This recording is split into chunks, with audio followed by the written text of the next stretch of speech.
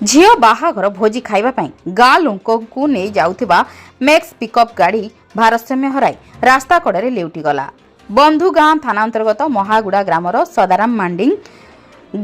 मझिया झील को बंधु गाँ निकटस्थ गुमुड़ा पुट ग्रामर गौरी नामक युवक सह बाहाघर देइथिले एवं उक्त बाहाघर भोजी पई निज गाँ महागुड़ा निज संपर्कीय एवं गाँ कुटुंब को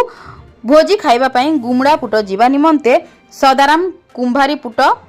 ठारू एक मैक्स पिकअप गाड़ी भड़ारे आनी महागुड़ा ग्रामर लोकंकु नहीं जिबा समय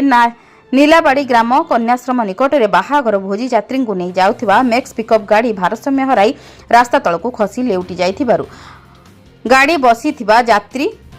गाड़ी चापी हो जाइथिबारु अनेक लोकंक माड़ होई खंडिया खाबरा हो जाइथिबारु लोकंकु उद्धार करा जाई बंधुगाँ मेडिकल को नहीं जाइथिले किंतु गंगा मेलेका सान पुओ गाड़ी तले चापी होई उद्धार विलंब होइथिबारु तांका अवस्था गुरुतर थिबा विशेष सूत्रରୁ जଣା पड़िछि। संजय कुमार पाणीଙ୍କ रिपोर्ट जन अधिकार लाइव।